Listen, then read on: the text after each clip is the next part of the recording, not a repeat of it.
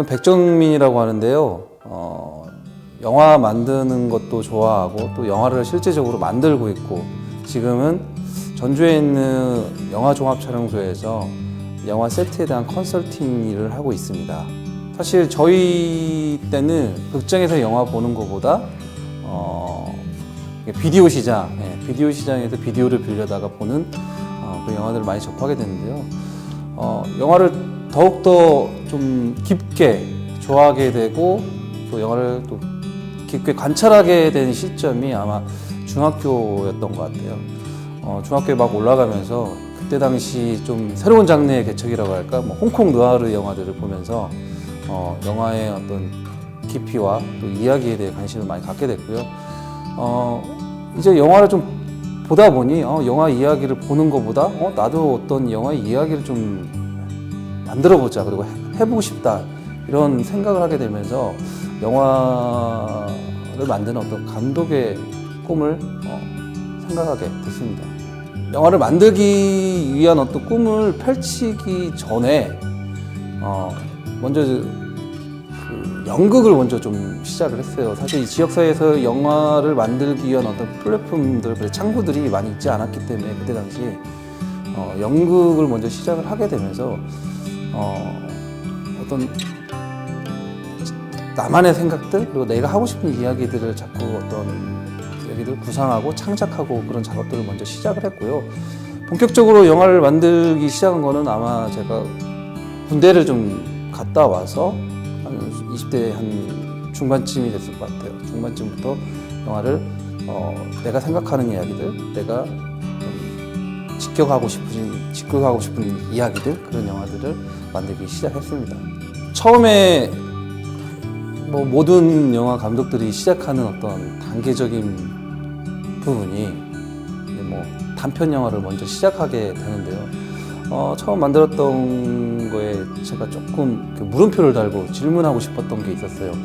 과연 인간으로서 살아야 하는 이유에 대해서 좀 질문을 하고 싶어서 단편 영화 산다라는 걸 만들었습니다. 그래서 내가 살아야 하는 이유들, 그리고 내가 왜 살아가야 하는 이유에 대한 어떤 이야기와 메시지를 좀 전달하고 싶었고요. 그 다음에 만들었던 작품은 가족에 대한 얘기인데 왜 여자들만 이렇게 명절날에 전을 부쳐야 할까? 그리고 왜 남자들은 따로 밥을 먹어야 할까? 뭐 이런 우리 아버지 세대들이 다 그렇지는 않지만은 그런 아버지 세대들이 있어요. 저희 집도 마찬가지로 그랬고요. 그래서 그 어떤 남우선어 사상에 대한 것들을 좀 비판하고 싶고 또 그에 대한 좀 직어를 좀 하고 싶어서 딸이 많은 집안에 귀한 어떤 자손에 대한 이야기를 한번 만들어 봤고요. 제가 장편 영화를 처음 이제 데뷔를 하는 작품이 바로 이제 유도라는 영화입니다. 우리 지역에서도 고슴도치 섬으로 유명한 유도라는 섬이 있는데 그 유도와는 좀 다르게 한자의 정의가 좀 달라요. 그래서 거짓 유자에 섬도자에 거짓된 섬 이야기를 하고 있는데 인간의 양면성, 그러니까 내 욕심을 갖기 위해서 모든 것들을 다 뭐 버릴 수도 있고 아니면은 남에게 해를 줄 수 있는 그런 인간의 양면성에 대한 이야기들을 좀 다루고 싶었어요. 그런 영화를 만들었던 게 그 영화가 이제 유도고요. 대체적으로 저는 인간에 대한 어떤 그 고민들, 인간이 살아가는 이야기들, 이런 류의 영화들을 앞으로도 만들고 싶고 지금까지 그런 영화들을 좀 계속 만들어 왔던 것 같습니다.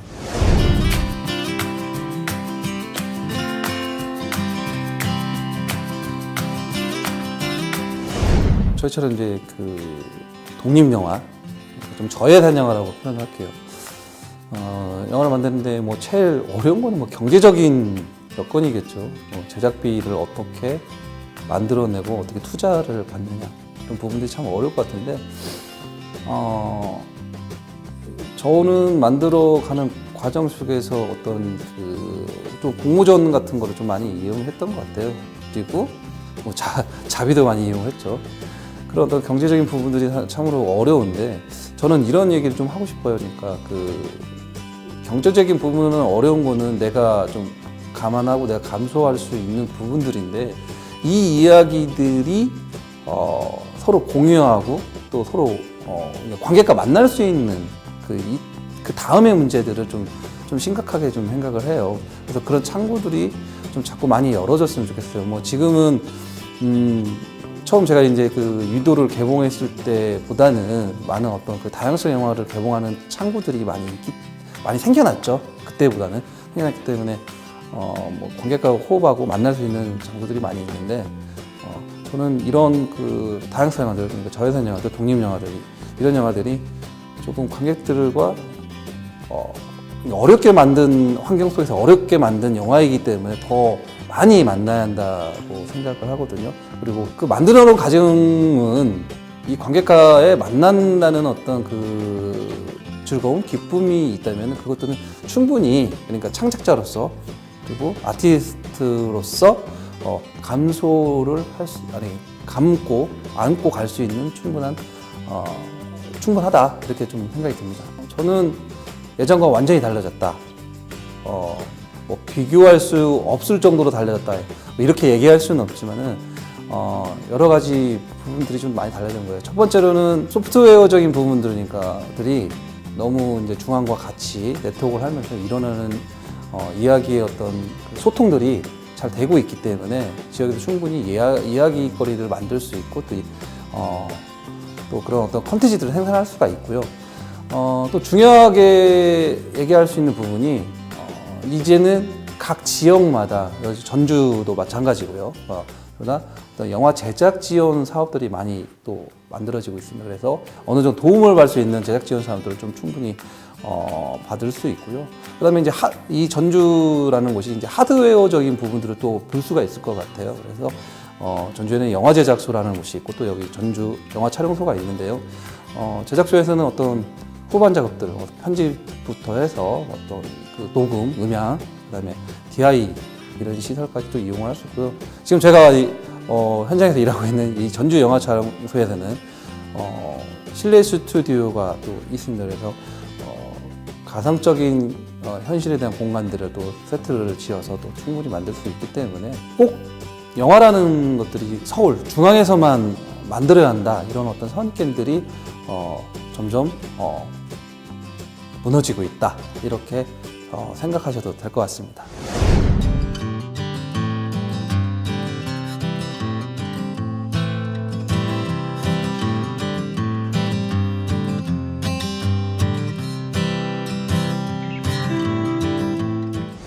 전주에는 전주 영화 종합 촬영소라는 거 있어요. 그래서 영화에는 실제로 존재하는 공간이 있고 그리고 감독이 좀 창작해내는 그러니까 공간이 있어요.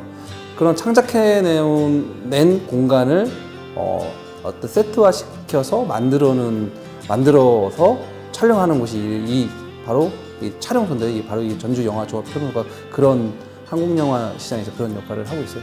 사실 저도 영화 감독을 하면서 좀 경제적으로 좀 많이 힘들었던 시절이 있었어요. 그래서 지금 이곳에서 일하고 있는데 이제 2008년도에 이제 전주 영화 촬영소가 개관을 했어요.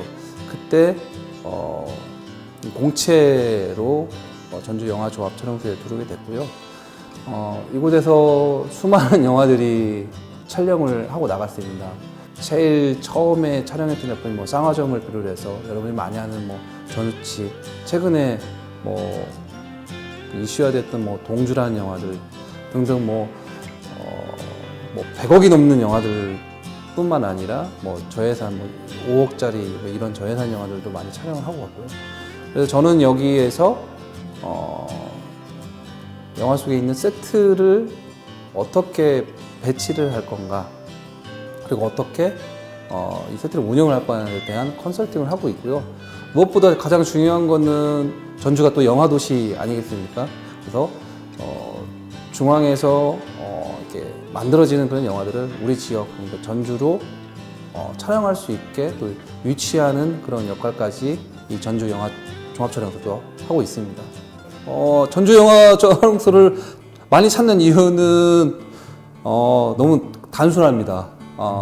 전국에 있는 스튜디오, 저희 전주 영화 종합촬영소가 320평 200평과 240평 두 동을 가지고 있는데 전국에서 제일 저렴합니다. 같은 평수 대비했을 때 제일 저렴하고 그렇기 때문에 뭐 영화팀이 가장 많이 찾는 이유가 뭐 경제적인 부분들이 있기 때문에 찾는 이유가 될 거고 그거는 이제 제가 뭐 경제적인 부분 얘기하는 거고 제일 또 찾는 이유는 뭐 경기도 가서 찍고 뭐 어디 가서 찍고 뭐 이런 부분들도 중요하겠지만은 전주에는 로케이션 그러니까 야외에서 찍을 수 있는 어떤 그 로케이션 컨텐츠들이 많이 있습니다. 뭐 영화팀이 선호하는 그런 로케이션 장소들이 많습니다. 그리고 전주가 유일하게 과거 그리고 현재 또 미래가 같이 공존하고 있는 그런 어떤 거대한 세트장이라는 표현을 저희들이 많이 쓰는데 그런 것들이 또 존재하기 있기 때문에 많이 찾는 이유가 있고요. 그렇게 되면 이제 로케이션과 촬영소에 있는 세트장이 같이 어떤 융합해서 활용할 수 있는 어떤 그런 장점들이 있기 때문에 영화팀이 전주에 와서 많이 촬영하는 어떤 동기적 이유가 되는 거죠. 내가 참여했던 영화가 뭐 영화 잘 돼서 또 뭐 흥행도 하고 또 그 영화를 제가 또 극장에서 찾아봤을 때 뭐 크레딧에 제 이름이 올라가 있는 그런 부분들을 볼 때 뭐 모든 영화인들이 다 그럴 것 같아요. 영화 만드시는 분들이 크레딧에 내 이름이 올라가는 거에 대한 어떤 되게 그 자부심 뭐 이런 것들을 많이 가질 것 같고 그런 것들이 뭐 일에 있어서의 보람이라고 할 수도 있고 그리고 또 제가 만든 영화들이 그러니까 제가 직접 연출한 영화들에 같이 참여했던 그 스태프들이나 혹은 배우들이 어떤 이제 잘 되고 있을 때 요즘은 제가 만들었던 그 유도라는 영화에 출연했던 배우들이 몇 명 있는데 조연으로 출연했는데 요즘은 잘 되고 있어서 그런 것들이 좀 보람되고 좋고요. 아무래도 촬영소에서의 일이 이제 어떤 창작을 하는 일이라기보다는 서비스를 하는 일이니까 영화팀에 맞는 서비스를 질적이든 양을 어떤 서비스 해야 하는데 그게 잘 못해줄 때 그런 부분들이 조금 힘들고 또 한편으로는 일반인들 그러니까 관광객이나 일반인들이 전주 촬영소라고 해서 이제 구경하고 싶어서 왔는데 사실은 여기는 이제 어떤 관광 문화시설이 아니고 이제 그 영화를 생산해내는 어떤 산업시설이다 보니까 그분들한테 그 영화 현장의 어떤 공개들 왜 그러냐면 이 스포일러라는 것들이 있잖아요. 공개하지 못하는 부분들, 그분들이 왔을 때 실망하는 부분들, 이런 부분들의 어떤 이질감들이 좀 생기거든요. 그래서 저한테 고객은 이제 영화인이기도 하면서 또 일반 시민들이 있어야 또 이 전주 영화 종합 촬영소들이 또 공존하는 거니까 이 두 어떤 분류의 어떤 그 분들을 이렇게 맞춰가는 것들이 제일 좀 힘들다. 이렇게 좀 생각이 많이 들더라고요.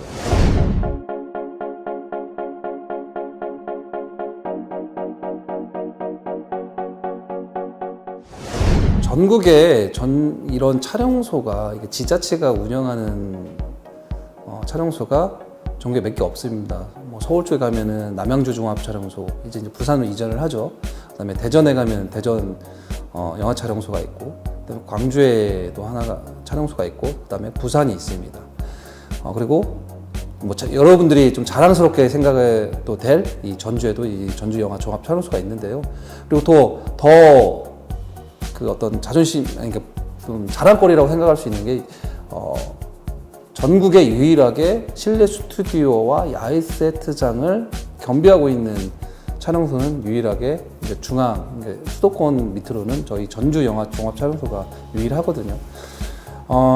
그럼에도 불구하고 저희 전주 영화 촬영소는 그 영화인들을 위한 어떤 그 문화시설 그리고 여가 시설들이 좀 많이 부족합니다. 그래서 영화인들이 일하러 오는 공간이 아닌 물론 영화 촬영 자체가 이제 일이긴 하지만 그런 영화 촬영일이 일이 아닌 전주 영화 종합 촬영소에 가면은 약간 어떤 편안하다, 그리고 좀 아늑하다. 그 전주가 주는 어떤 그런 도시적인 느낌을 살릴 수 있는 어떤 여가 시설들 이런 것들이 좀 생겼으면 좋겠어요. 뭐 구체적으로 말씀드리면 뭐 운동할 수 있는 어떤 체육 시설들, 그리고 영화인들이 좀 쉴 수 있는 뭐 간단한 어떤 뭐 사우나 시설 등 이런 부분들이 좀 촬영소 내에 좀 생겨났으면 좀 좋겠다, 이런 개인적인 생각을 좀 해보고요.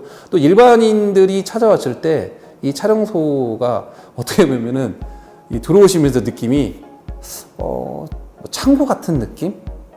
이런 느낌을 많이 받고 있다는 얘기를 많이 들었어요. 그래서 이런 산업시설이 아닌 어떤 문화시설로서도 좀 촬영소가 역할을 했으면 좋겠다는 생각이 많이 듭니다. 그래서 일반인들이 찾아왔을 때, 지금 제가 여기 서 있는 공간은 영화 소품 전시실인데, 이런 전시들이 좀 더 규모가 확대되어서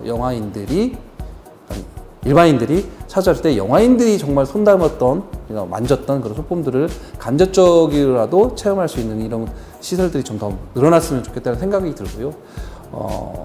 또 이런 어떤 그 컨텐츠들 뿐만 아니라 어떤 문화적 체험을 할 수 있는, 예를 들어서 뭐 현장을 직접적으로 체험하지 못하지만 시민들이 체험할 수 있는 뭐 간단한 어떤 뭐 영화 촬영할 수 있는 어떤 시스템적인 것들, 시설들이 좀 생겨났으면 좋겠고, 또 문화적으로는 그 시민들이 쉴 수 있는 공간들, 그리고 와서 또 어떤 얘기들을 할 수 있는 이런 공간들을 좀 탈바꿈했으면 좋겠다, 이런 생각들을 좀 해봅니다.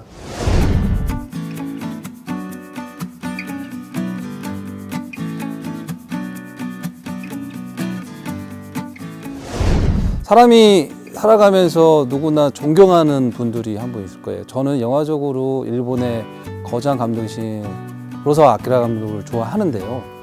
그분이 말씀 중에 머리로 버는 것보다 발로 버는 게 오래 간다, 이런 말이 있어요. 그래서 머리로 하지 않고 발로 좀 뛰는 그런 사람이 항상 되자, 이런 게 제 어떤 항상 제가 가지고 가는 어떤 모토인데, 저는 앞으로도 영화를 계속 상상할 거고, 또 영화를 계속 만들 겁니다. 그리고 그 영화를 통해서 관객과 소통하고, 또 관객과 이야기를 계속 나눌 겁니다. 그래서 영화가 뭐 제 인생의 전부가 될 수는 없겠지만, 그 영화를 통해서 제 어떤 인생을 얘기할 수 있고, 또 제가 살아온 이야기를 또 여러분과 소통할 수 있을 것 같은데, 그런 부분들을 항상 좀 노력하고 또 준비하고 영화 감독으로서 삶을 살고 싶습니다. 제가 지금 기획하고 준비하고 있는 영화가 이제 약간 옴니버스 형태의 장편 영화인데요. 결혼식, 그리고 장례식, 그리고 돌잔치, 이렇게 세 가지의 이야기를 묶어서 지금 장편을 준비를 하고 있는데요. 인간이 뭐 태어나서, 그리고 누군가를 또 만나서 결혼을 하게 되고, 또 누군가를 만나서 부모가 되면서 또 다시 한 점의 제로 돌아가는 그런 이야기인데요.